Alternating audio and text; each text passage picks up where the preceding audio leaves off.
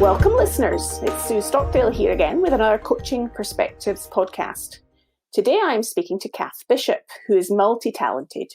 Her first career was as a British diplomat for over a decade, where she specialised in conflict issues and included postings to Bosnia and Iraq. And what she is most known for are her notable achievements as an Olympic rower.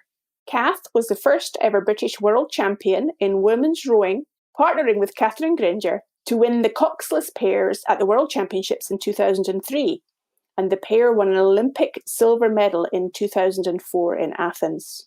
So welcome, Cath. Hi, lovely to be here.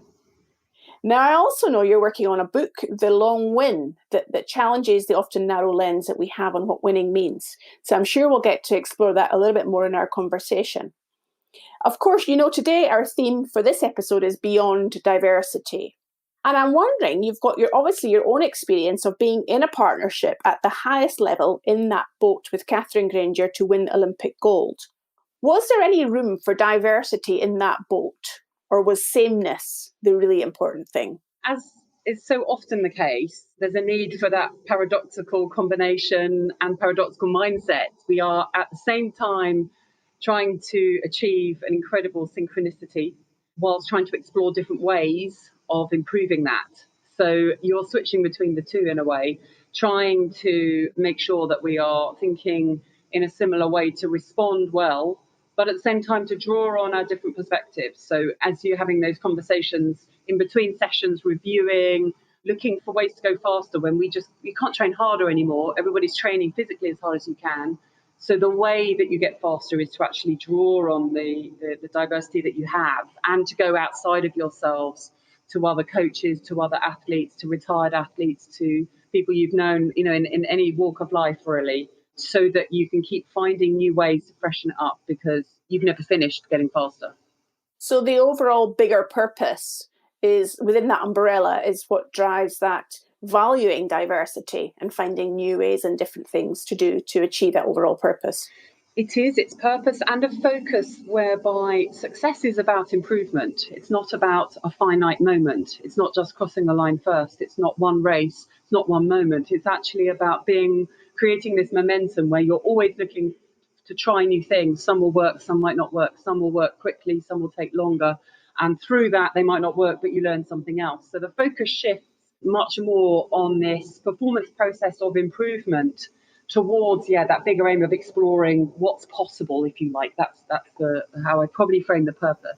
So it makes me intrigued to think about how you measure success for you, Cath. I mean, this, to be honest, has been a sort of fascinating question that has been hounding my thoughts for years and years, really, as I moved from a world where it was determined for me. At school, it was set in terms of the exams that you passed. Then university, a similar sort of process. And then coming into sport seemed to be the same. It's all about winning medals, getting selected, all of those sorts of things. Then hitting a bit of a barrier and thinking, I'm stuck here. I'm not actually exploring my potential fully, or I've got to a point where in order to move on, those markers aren't helpful anymore. I'm also not valuing the things that I'm learning along the way, whether that's achievements and outcomes or simply the experiences I'm having of learning, of being exposed to different things, different high performance professional environments.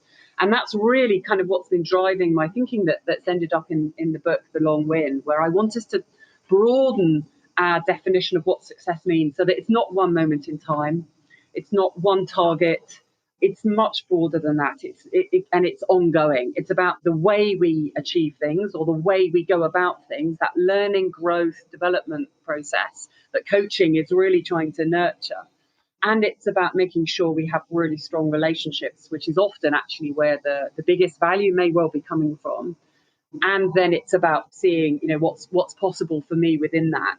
And I think, you ask a lot of athletes, yes, we love the medals and they're hard fought and they remind us of all sorts of different moments in our lives. But it's really the incredible bonds, the incredible friendships, the experiences you shared with someone that nobody else shared, nobody else sat literally a few centimeters away from you on the Olympic start line and felt what you were feeling at that time. That's what's so precious and really long lasting. And I carry that around me all the time. And I don't carry the medal around with me all the time. Yeah, it's an interesting point that you make there, Kath, because it almost seems to me there's a different evaluation of valuing success from an internal perspective and an external perspective. So society and the world values that medal, that moment in time. And yet, I know from my own expedition experiences as well, the camaraderie, the bonds, the friendships are the things that are most meaningful, which is what I'm hearing you say as well. Have you got any sense of how those two things, can they sit comfortably together? When we think about what does society value, then that's a kind of a broad question of who are we thinking about. In the very immediate sense of, say, the media reporting, which is what we kind of immediately see, then I think that it's very uncomfortable for me that they are so narrow in what they value and in what they appreciate and praise and reward and put up on the pedestal, that doesn't help any of us. It doesn't help people looking at this thinking these are role models, because they can't really learn the deeper experience about what is involved. So for me, there's a need to sort of shift the narrative, the stories that we're telling, whether it's through different forms of media, or whether we take a step back and actually think about other experiences that we might start writing about. And I think we have an opportunity through, digital media, through podcasts, where we listen to different stories than we're given in the sort of media, which, the kind of conventional media, if you like, where it's very much who came first, forget about the rest. I think people are hungry for more stories than that. I think you see that in the sorts of documentaries that you get, whether it's on kind of Netflix or Amazon. Some of those now are probing far beneath that surface level of what happened. I think in organizations, in order to engage a workforce, you've got to get kind of beneath whether you're hitting your annual sales targets or not. So I think there is interest in broader society to look beyond that. But for me, it's a shame that some of the kind of conventional means of communicating what success looks like isn't moving on. So that leads me to take you behind the curtain of your life in a different perspective, Kath, back to your diplomatic career. Because I think one of the things that diversity requires of any of us is to be comfortable with managing conflict and difference. And I'm wondering, you've obviously experienced that in your diplomatic career. What did you learn from that about how leaders with different agendas can negotiate and find their way through conflict situations? So in negotiations and in the learning I did around political negotiations, we sort of had two ways of trying to learn or train. There were some standard programs, but everybody realized that you can't learn this stuff in a book. And there was a lot then that was about just passing down stories, experiences of how negotiations that you thought were going to fail suddenly found some momentum, and contrary as well, how things that seemed to be set up for success didn't then succeed. And in a way, that's been another factor in my thinking about, we think something's going to be successful for some very superficial reasons. And then actually over the longer term, it doesn't play out like that. We need to look at a deeper level. And all of that sort of rich story about the reality of negotiations is about understanding the people within them. We would have sort of big technical briefings to read about whatever it was we were negotiating about, whether it's a peace agreement or an EU directive or whatever it might be. But actually, the negotiation was about what happened in the room. It was getting to know the people in the room that you were with and getting to know beyond the surface. So you'd have a job title, you'd have their name, that's probably on a little plaque in front of them. But what was really interesting is to know what happens beyond the title. Who are they? What do they really care about? What are they going to care about 6 months into negotiations? Or if it's an intense one, 6 days when you reach midnight, what are they going to care about then? How can you understand that? How can you understand their mood shift within the room? When we worked as a negotiating team, we would be looking for as many clues as possible, if you like, looking for the kind of diversity that existed, because any new dynamic often meant a potential to move forward. So again, when we worked in teams, we typically have somebody who's at the microphone, sort of putting forward what our viewpoint is, pushing for the things that we've agreed we're going to push with as a country, that we've decided in the Foreign Office, it's been signed off. But then the others in the team would be actually probably doing the really important negotiating work, the most important bit of watching what's happening in the room. How do people respond when we share our views on what we think is a good way forward? What's the mood shift? What's the language being used? What are people saying and what are they not saying? And when you're the person on the microphone, you can't pick all of that up. You need those others there. It's how professional negotiators work, police negotiators work in hostage situations. You have one person talking to the hostage negotiator, But actually you have others who are then kind of helping around that call to listen to the tone of voice. When is there a sort of shift? When is there an energy shift in the voice? When is the language changing? What new vocabulary is coming in? As soon as you get a glimpse of something new, that's an opportunity to go somewhere you haven't been before. Often when you've got difficult negotiations, you're stuck. You've got kind of one view against the other. You've been repeating them for months, years, sometimes centuries. So you need something different. You need that diverse perspective on something, a different word sometimes, a different concept that isn't associated in the same way as the traditional ones are. So you're always looking, you're trying to move forward. So you don't want to do what's been done before.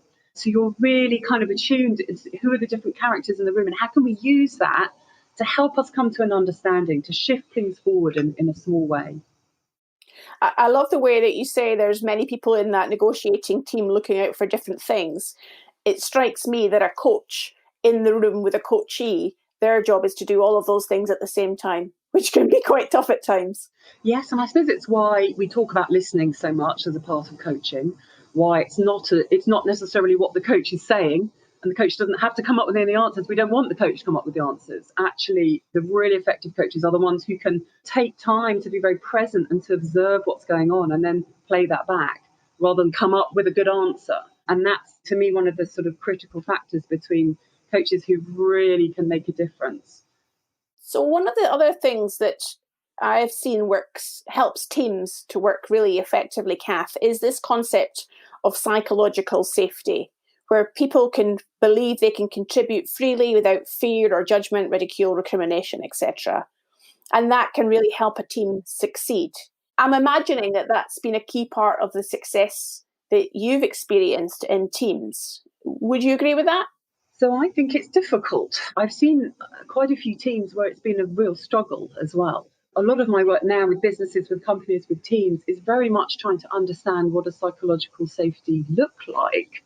In my mind, this is a great kind of objective that people should be having, not, X sales by whatever, not the stuff that goes in the spreadsheet. I'm really interested, are leaders creating psychological safety and how are they going to know that? That's the sort of ongoing project for me. That's the long win. Yes, you might hit your targets this year, but actually what determines whether you'll continue to improve in the next few years is that cultural side. It is, are you creating an environment in which people can thrive and develop and feel safe? And I have found it often quite a challenge. So I think what I've brought to situations is I'm naturally someone who's quite curious and a bit of a challenger. And sometimes, I've played that role and it's been really uncomfortable.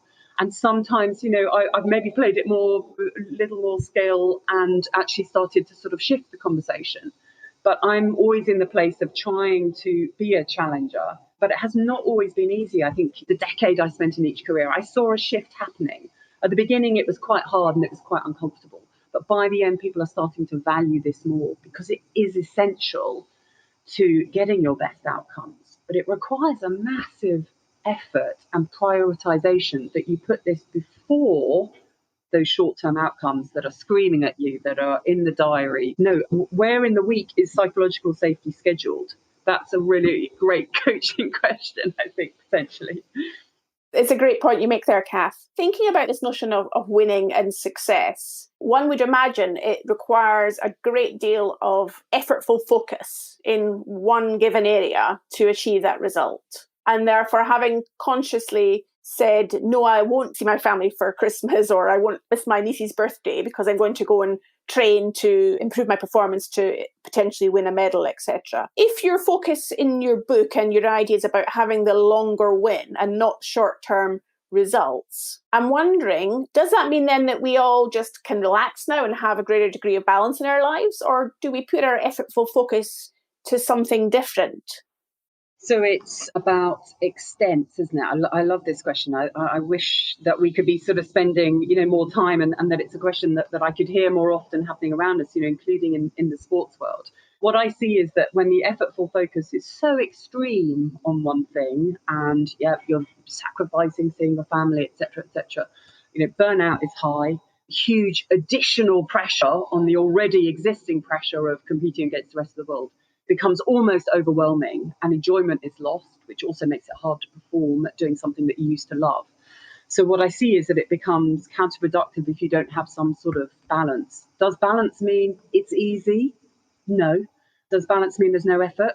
No. But balance means you are making conscious effort to ensure that your performance can be achieved over the longer term, and that you are not just doing this sort of short term, I just throw myself in it and hope that I can get some kind of result out of it. If you do get a result, then often, you don't get much satisfaction from it. For me, this is one of the sort of burning stories that I kept reading about that made me want to continue to think this through in the book. So many athletes, they win and they still feel totally empty or depressed, wonder what it was all about, because they haven't connected that to the rest of their lives, to their family, to the meaning that they want that to have in the rest of their lives. And that for me is a huge wasted opportunity. It actually doesn't enable you to, I believe, to reach your potential. So this idea about giving our effort across a broader range of things that will yield benefit in the longer term. I'm thinking about leaders in organizations, perhaps that you've observed, who have been given the edict that they have to focus on diversity and inclusion more to have the long win for their organization. Some might not know where to start with that.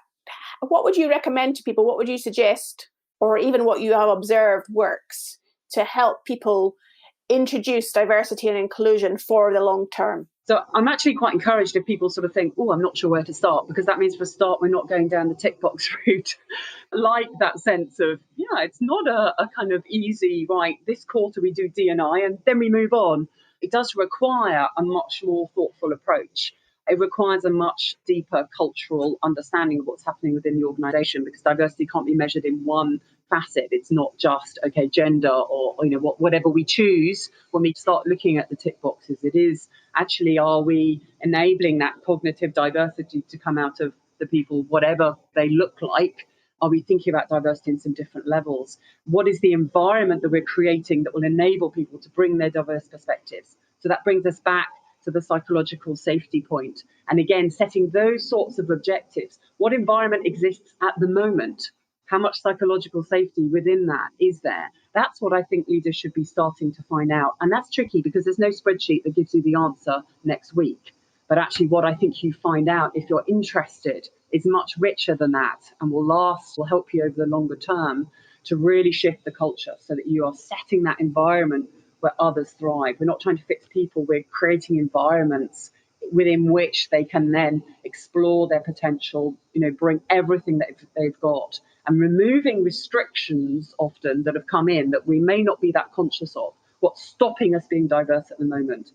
So I think that the questions that you start off with in your head are really important. And so it's great to be thinking, right, how do I do this really well? There aren't that many people doing it really well. That's a great opportunity to think, actually, how can we do this in a more effective way? And of course, it's not up to the leader either. It's got to be co-created, that environment. It's got to have others, along the journey with you. So that requires really a whole different leadership approach. D&I is not a part of what we do. It's integrated into everything that we do, the way we think, the way we behave, the way we interact with each other. And then it becomes really exciting. But for that leader, it's about, every meeting is going to have that element in it. So really the long win for an organisation can be integrating the diversity and inclusion thinking into everything, not just thinking, behaviour into everything that a leader is doing within an organisation. Yeah, it is. And it's about different stories, different narratives, the language, thinking about at the moment, who do we hear from, who are the voices who are loud in the organisation. There's some lovely ways at looking at things, which are quite quick to see. I think, hang on, what could that look like? What other voices could we be hearing? How might we hear in a different way? It's not just who's loudest in the meeting. What else is happening around the meetings? How else do we dial up those voices we're not hearing? Why aren't they heard at the moment? And there are so many aspects that come from that. It has to be part of what we're doing. It's not a stick-on additional bit that we do, or we spend, when we've got time, we do a bit of D&I. No, it's really about enabling people to thrive and actually realizing that for a long time we've been stifling the people that work for us. We've been preventing them from being at their best. So let's flip that now. That requires quite a lot of mental rigor. It doesn't require lots of time, but it requires a definite shift in approach, in mindset, and being determined to kind of take that through all aspects of the work that you're doing. I'm wondering, therefore, whether the skill of reflection and feedback, which no doubt you had in many, many occasions within your rowing career, Cath, I'm wondering whether that's part of the way that leaders can develop by actually taking time to reflect. Undoubtedly. So if we go back to this sort of sense that in sport we've shifted from the goal being winning, and everybody still wants to win, but actually the way that we achieve that, the way we measure success on a daily basis is, have I maximised the improvements I could make today? And I can't measure that in winning because I'm not racing today. And I can't measure it purely in speed because actually I might be doing something that's going slower today in order to improve my technique that will help me in 3 months' time. I've also got to invest in things like communication and collaboration because those are all crucial to me improving. So I might not go faster as a result of that next week, but I do know that that needs to be part of my performance if I want to reach my potential. So I start investing in all of those sort of elements of success, if you like. What are all the things that are required? And that's part of my daily perspective, if you like. How can I keep improving? And if we've got that sort of improvement is what I'm looking for, actually, that often drives us to look for those ways in which we could think differently, behave differently, interact differently, because I'm looking to sort of constantly shift things rather than getting hijacked by some outcome in the future that's limited. And then there'll be another one after that. So in terms of the idea about diversity, and belonging seems to be a word that is being often used now as well to take us beyond diversity to think about belonging in organisations. What would be your final comments to those listening to this podcast that would help them to think more about how that can happen and how they can coach and support leaders to be more focused on creating a sense of belonging and a long win in their organisations? So I think even by talking about belonging, we are operating at a different level. We can't look at somebody and know whether they feel that they belong or not. So for me, the value of that concept is that it forces us to go further beneath the surface, and it forces us to have conversations to create what belonging looks like, because it's different for each of us. That has got us then kind of engaging with culture at a different level. It doesn't have to stop at belonging, that becoming a bit of a buzzword, but for me, there's a sort of broader world of the experience I'm having, and belonging is a part of that. My identity is a part of that. My values are a part of that. How I'm sort of defining what success is going to look like, and all the different criteria that come into that, for me are often happening sort of underneath the surface as well. So it is about then enabling others to start to reflect on those things, to just be asking some questions so that people start articulating what's often unconscious, and are able to think that through a little more consciously, and then relate it to the work that feels a million miles away from belonging, because I've got this to-do list, I've got a hell of a lot of tasks on it, and people are going to be on my back if I don't do them. So how do I connect those two up? There's a big gap between the two. And where the coach can help is to sort of start to narrow that gap, to help that person come from that place of, what the daily to-do list looks like, and actually who I am and what I'm bringing to that, and how can I start to find some linkages between the two. Reflection is going to be a really important part of that. Reflecting, having some different conversations, asking colleagues for feedback on how they experience working with you, as well as discussing, experience for me is a word that I really like. I think it's really helpful in terms of, again, thinking about culture. What's the experience people are having at the moment, and what experience do I want them to have? And then how can I shape that? I can't create it, I can't force it. But again, how can we help people to be shaping the culture around them, is another question I think that's useful to discuss with people. Well, it's been a very enjoyable experience to have our conversation today, Cath. I've so enjoyed what you've had to say and your interesting perspective on the theme of Beyond Diversity. So, Cath, how can people find out more about you and your book if they're interested to learn more? Absolutely. So I have a website, cathbishop.com, and the book will be out in October. It's already available for pre-order. It's called The Long Win, The Search for a Better Way to Succeed, published by Practical Inspiration Publishing. And it's really part of an ongoing conversation that in my work, coaching, facilitating, I hope we can have some richer conversations about what success looks like.